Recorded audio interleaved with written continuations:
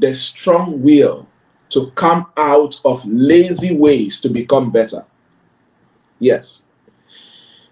Again, I said earlier that leaders are a peculiar group of people. One of the greatest leadership experts, John C. Maxwell, says that everything rises and falls on leadership. Right? And that's very true.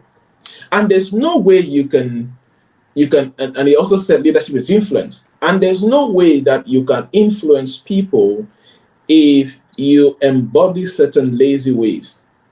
Or there's no way you can influence people when you are like every other person. Yeah, there's totally no way. For you to influence people, you need to be a step ahead. You need to always be a step ahead in the best possible way that you can. I am not saying that you are the all-knowing, all-righteous, all-perfect. No, nobody is. I am not, and you are not. As long as you're a human being, trust me, you are not. Okay? But do your best to strive for perfection. Do your best to keep on improving and being better. But there's one thing that you have to do as a leader, which is point number 6, is have the strong will to come out of your lazy ways to become better. What are those lazy ways that are still holding you back from manifesting to your highest level as a leader? What are those lazy habits that are still holding you back from performing to the highest level that you should be performing as a leader in business, career, NGO, or whatever that you do as a leader? So it is important that we should push ahead.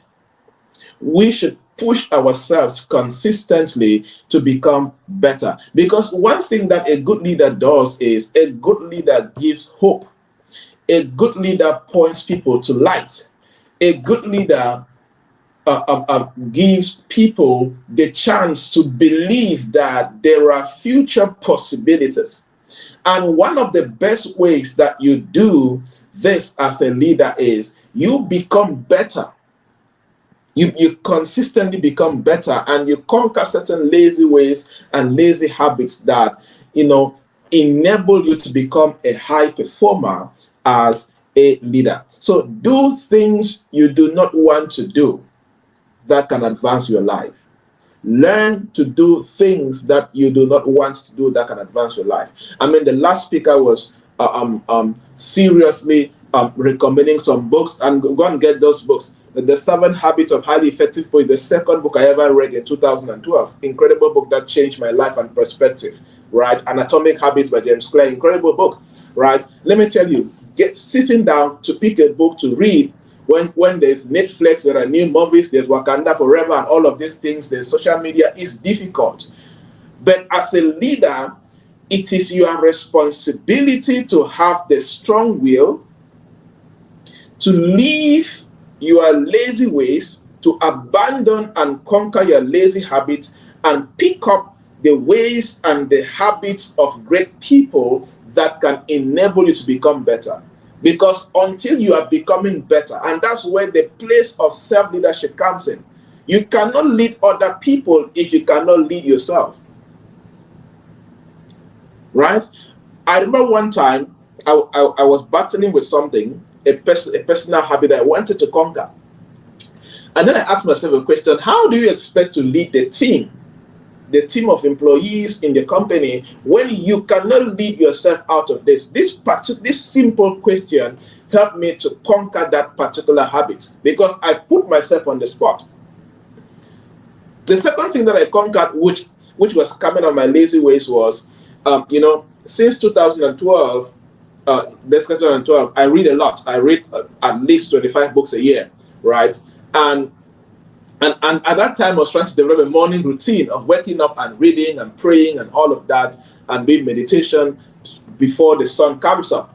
So I want to develop a routine where my day starts at 3 a.m., right? So today, my day actually starts at 3 a.m. I love the morning because it's my highest productive moment. Good leaders know their highest time when they are productive. I know when I'm productive in the morning, and of course towards the evening. Within the day, I speak like this, I have meetings, I do stuff, but things that are very important, I do them very early in the morning, or of course late towards the evening. You know your highest moments when you are very productive. So I had to come out of the lazy ways of sleeping too much, right? So one morning, I now asked myself a question. I was lying in bed. I was not like when you want to wake up from bed and it's so difficult to wake up. The bed is so comfortable and all of that, and your body is more comfortable in bed, right? So, and I asked myself a simple question: the future.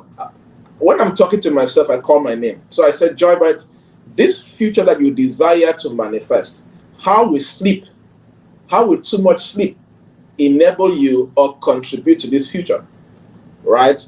Please, there's a place for rest, okay? It doesn't mean that you should not rest. Rest, learn how to rest, know how to rest. I know how to rest. My system rest, okay? But I was challenging myself to come out of the lazy ways of sleeping too much. Why should a young man go to bed at 9 p.m. and wake up at 6 a.m.? Are you serious? If you sleep like that before the end of the year, you have slept almost 4 months of your life, if you do the rough calculations, right? So learn to come out of your lazy ways.